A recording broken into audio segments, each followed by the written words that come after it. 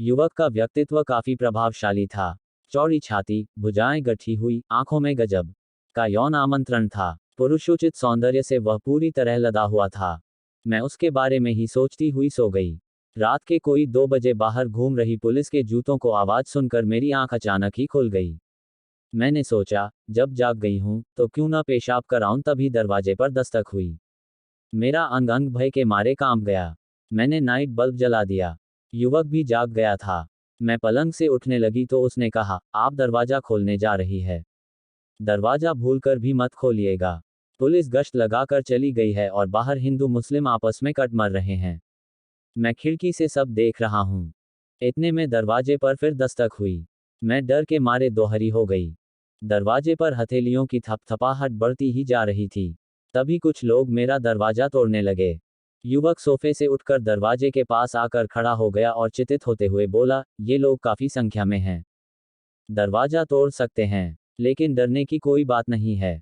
कोई हथियार है तो ले आए। मैं दौड़ी दौड़ी बरामदे में आई और बांस की 2 मजबूत बल्लियां लेकर कमरे में आ गई। युवक ने उन बल्लियों को दरवाजे से लगाकर कहा, बल्लियां काफी मजबूत हैं।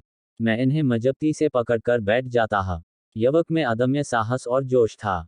दरवाजा टूट गया, लेकिन उसने बल्लियों को नहीं छोड़ा। पर भीड़ तो भीड़ होती है।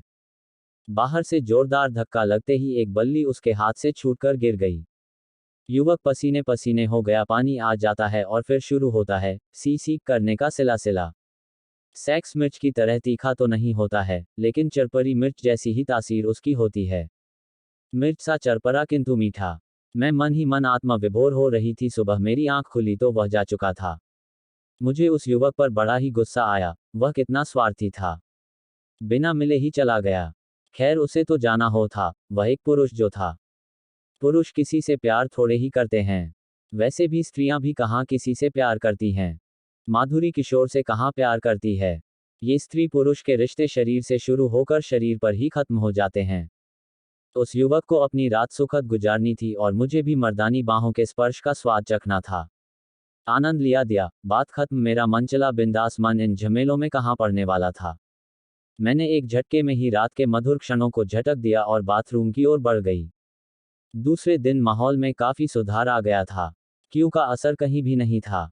लोग आ जा रहे थे। सड़कों पर फिर से चहल पहल शुरू हो गई थी। लेकिन मैं जाती भी तो कहाँ, स्कूल आज भी बंद था। मैं खिड़की के पास आकर खड़ी हो गई। दंगे के बाद की स्थिति कितनी भयावह और दयनीय हो गई थी। सड़कों और गलियों की दीवारों पर खून के धब्बे साफ दिखाई दे रहे थे।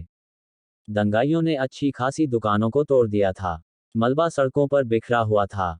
दुकानदार बाहर आंखों में सूनापन लिए हुए अपनी क्षत विक्षत दुकानों को देख रहे थे।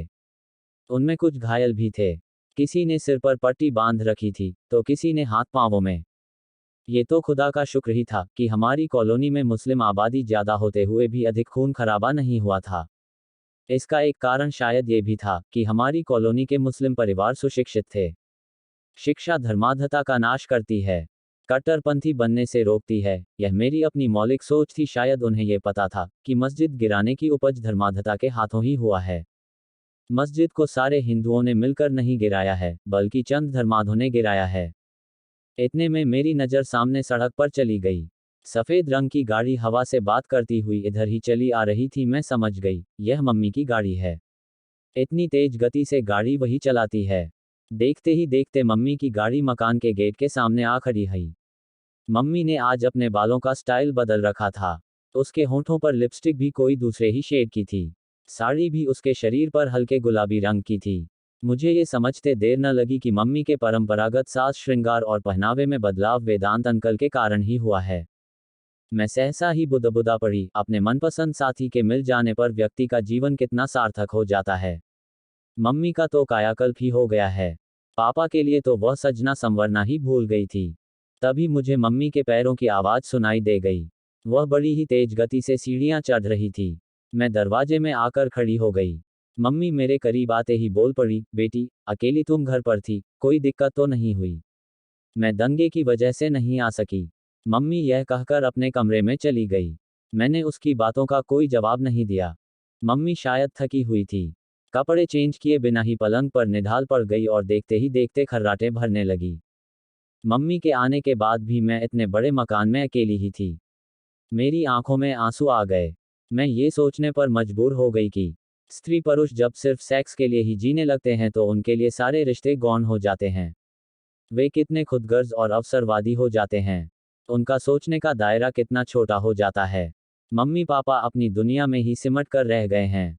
घर में एक युवा लड़की भी है, इसका एहसास तक भी उन्हें नहीं है। ये सोचते सोचते अचानक ही मुझे ध्यान आया कि आज मुझे माधुरी के घर जाना है और मैं तैयार होने लगी।